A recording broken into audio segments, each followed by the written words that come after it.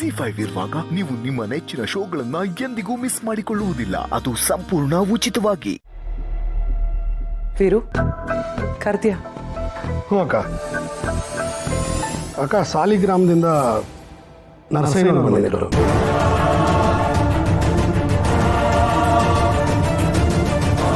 ಅವರು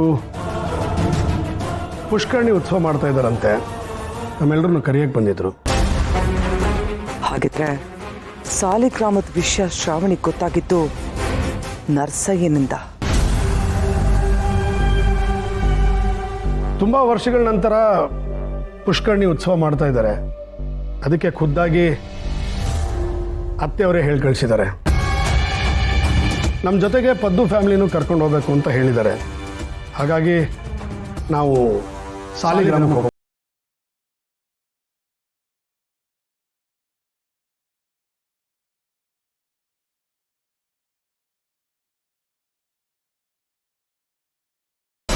ನಾವೇನಾದ್ರೂ ಅಲ್ಲಿಗೆ ಹೋದ್ರೆ ಶ್ರಾವಣಿಗೆ ಎಲ್ಲ ವಿಷಯನೂ ಗೊತ್ತಾಗುತ್ತೆ. ಹಾಗೇನಾದ್ರೂ ಆದ್ರೆ ಏನ್ ಮಾಡೋದು?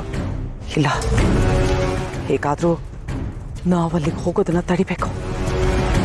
ಪುಷ್ಕರ್ಣಿ ಉತ್ಸವ ಚೆನ್ನಾಗೇ ಇರುತ್ತೆ, ಆದ್ರೆ ನೀನು ಈ ರಾಜ್ಯಕ್ಕೆ ಮಂತ್ರಿ, ನಿನಗೆ ತುಂಬಾ ಕೆಲ್ಸಗಳಿರುತ್ತೆ. ಇದನ್ನೆಲ್ಲ ಬಿಟ್ಟು ಅಷ್ಟೊಂದಿನ ರಜಾ ಹಾಕಿ ಅಲ್ಲಿಗೆ ಹೋಗಿ ಕೂರಕ್ಕಾಗತ್ತಾ?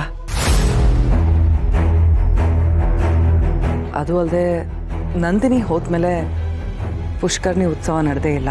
ಹಾಗಾಗಿ ಆ ಊರ್ ಜನಕ್ಕೆ ಉತ್ಸವ ಆಗಲಿ ನಾವಾಗಲಿ ನೆನಪಿರೋದಿಲ್ಲ. ಅಂಥದ್ರಲ್ಲಿ ನಾವಲ್ಲಿಗೆ ಹೋಗದೆ ಇರೋದು ಒಳ್ಳೇದಲ್ವ ವೀರು? ಅಕ್ಕ, ನಾನು ಈ ರಾಜ್ಯದ ಮಂತ್ರಿ ಅನ್ನೋದು ನಿಜ. ಆದರೆ ನಾನು ಈ ಸ್ಥಿತಿ ಬರೋದಕ್ಕೆ ಯಾರ ಕಾರಣ ಅಂತ ನಿನಗೂ ಚೆನ್ನಾಗಿ ಗೊತ್ತು.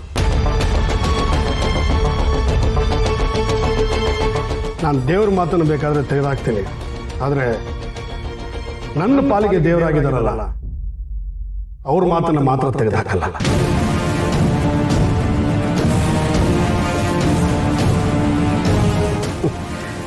ನನಗೆ ಬದುಕು ಸಿಕ್ಕಿರೋದೇ ಅವರಿಂದ. ನನ್ನ ಕೆಲಸದ ಒತ್ತಡಗಳಿಂದ ಅವ್ರ ಮಾತನ್ನು ಮೀರೋ ಪರಿಸ್ಥಿತಿ ಬಂದರೆ ನಾನು ಮಂತ್ರಿ ಸ್ಥಾನಕ್ಕೆ ರಾಜೀನಾಮೆ ಕೊಡ್ತೀನಿ. ಆದರೆ ಅತ್ತೆ ಮಾತನ್ನು ಮಾತ್ರ ಮೀರಲ್ಲ.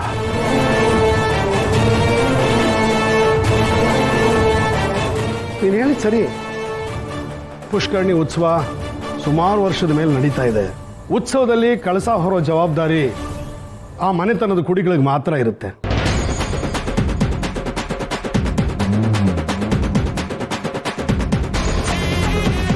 ಅದಕ್ಕೋಸ್ಕರ ಊರು ಜನ ನಮಗಾಗಿ ಕಾಯ್ತಾ ಇರ್ತಾರೆ.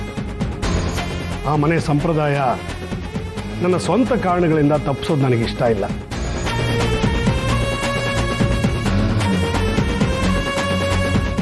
ಅದಕ್ಕೆ ನನಗೆ ಬೇಕೋ ಬೇಡವೋ ಮನಸ್ಸನ್ನು ಕಲ್ಲು ಮಾಡಿಕೊಂಡು ಸಾಲಿಗ್ರಾಮಕ್ಕೆ ಹೋಗಬೇಕು ಅಂತ ಡಿಸೈಡ್ ಮಾಡಿದ್ದೀನಿ.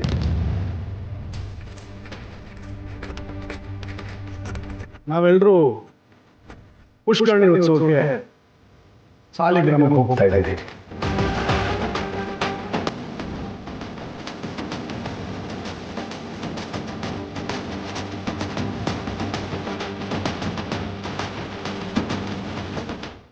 Z5 ಆಪ್ ಡೌನ್ಲೋಡ್ ಮಾಡಿ ಎಲ್ಲಾ ಸಂಚಿಕೆಗಳನ್ನು ಸಂಪೂರ್ಣ ಉಚಿತವಾಗಿ ನೋಡಿ.